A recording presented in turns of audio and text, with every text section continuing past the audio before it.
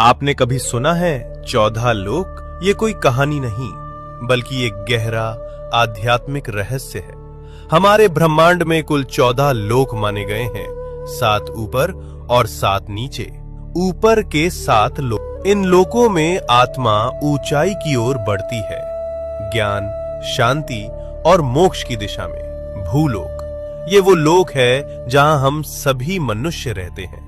इसे मृत्यु लोक भी कहा जाता है क्योंकि यहाँ जन्म और मृत्यु का चक्र चलता रहता है। भूवर लोक, ये लोक भूलोक और स्वर्ग लोक के बीच स्थित है। ये ऊर्जा रूपों का क्षेत्र है जो भौतिक और दिव्य लोकों को जोड़ता है। स्वर्ग लोक, देवताओं का लोक, जहां इंद्र और अन्य देवता निवास करते हैं। अच्छे कर्म करने वालों को मृत्यु के बाद इसी लोक में स्थान मिलता है, जहां सुख, संपत्ति और आनंद की अनुभूति होती है। महरलोक, ये दिव्य ऋषियों, तपस्वियों और महान आत्माओं का निवास स्थान है, जहां वशिष्ठ और विश्वामित्र जैसे महान ऋषि तपस्या करते हैं। जनलोक, इस लोक में वे आत्माएं निवास करती हैं जिन्होंने ज्ञान और ध्यान में परम सिद्धि प्राप्त की होती है।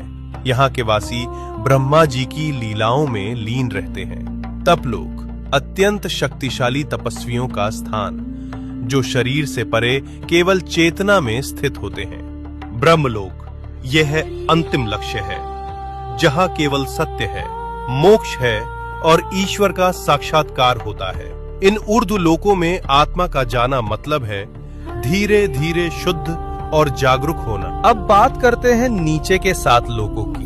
यहाँ भोग, मोह और भ्रम ज्यादा होता है। अतल लोक, राक्षसों और मायावी शक्तियों का घर।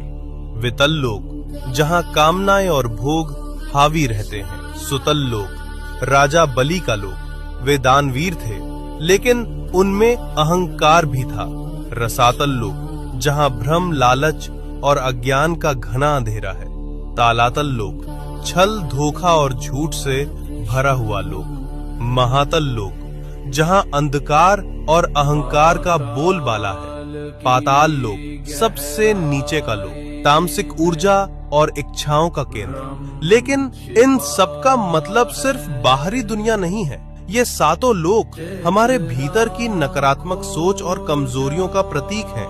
तो जब हम सच्चाई, भक्ति और सेवा में लगते हैं, हम ऊपर के लोकों से जुड़ते हैं, और जब हम लालच, मोह और गुस्से में फंसते हैं, हम नीचे गिरते हैं। सोच बदलो, लोक बदल जाएगा।